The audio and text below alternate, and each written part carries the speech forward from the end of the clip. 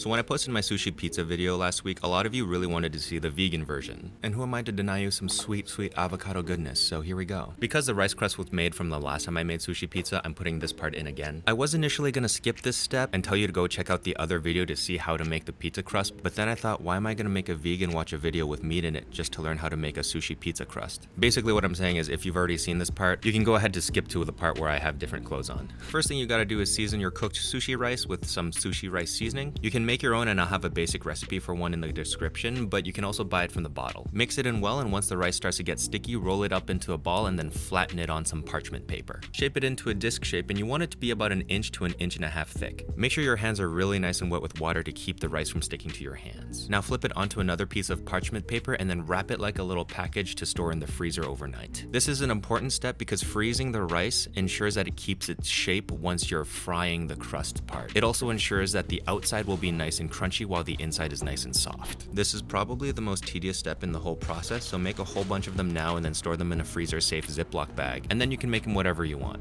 With the crust done, let's get to the fun part. Did you see me do a take to the camera just now? I knew at that moment that that sound was really badass. The main ingredients that we're going to use today are cucumbers, avocados, and a vegan spicy mayo. The cucumbers are going to be the first layer, and because they're going to cover the entire pizza, you don't want them to be too thick. A mandolin, if you've got one, would be an excellent tool to use for this step. The cucumbers will add a nice layer of freshness to juxtapose the rich fried layer of the crust, and will further add some more flavor to that with the addition of Doubanjiang. If you don't have any experience with that condiment, it's kind of like the Chinese cousin to gochujang. Except unlike gochujang, there is no sweetness at all. It is just spicy and salty. It's an essential ingredient in Szechuanese cooking, and if you've ever had mapo tofu, you've definitely had this before. Well, my pronunciation is embarrassing as fuck. When it's time to fry the crust, I would recommend doing it in a non-stick pan. This way you can use a minimum amount of oil, and it really encourages the rice and the crust to stick together as opposed to the pan itself. You might find overnight in your freezer your rice crust has warped, so use a plate to gently press it into the pan so that the entire surface of the crust touches the pan. This is probably the hardest part of the process. On one hand, you don't want there to be too much oil, otherwise it'll seep into the crust and the whole thing will break apart. On the other hand, you don't want there to be too little and end up with burnt crust as opposed to fried crust.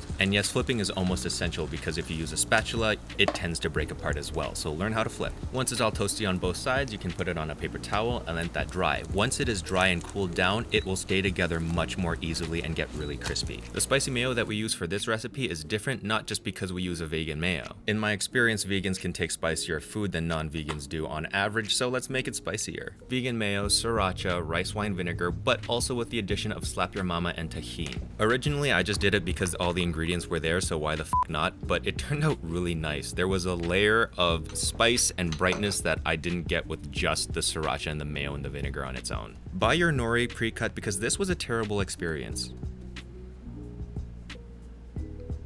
Real talk, if you're a vegan, was that like porn for you? So as I was slicing the avocados, I fanned it out into a nice aesthetically pleasing ball shape, and I wanted to put that on top of the pizza. But then I realized that unfortunately, even though it looked really good, it probably would put too much avocado only on certain parts of it. I mean, like, look at that, that looks so good. And that's a trap that a lot of chefs fall into, myself included. We want it to look so good that oftentimes we sacrifice the functionality of eating the dish just to make it look pretty. So here you have the sweet tanginess of the spicy mayo, topped off with the spicy umami and very fresh cucumber, and finally the rich fatty goodness of the green avocado. The nori and the scallions were a bit of an afterthought. I don't think they were necessary to this dish. If I had any access to microgreens, I would definitely want to put some arugula micros in there, as well as some arugula flowers because they're pretty, but they also taste like pepper. I think that astringent pepperiness was what was missing both visually and flavor-wise from this dish and would have just made it absolutely perfect, but unfortunately neither of them I have access to, so we worked with what we had. Hope you enjoyed this one. Don't forget to click and subscribe. If you are a vegan and you don't really like seeing meat on your feed, I would not recommend subscribing, but I hope you enjoyed this video anyway.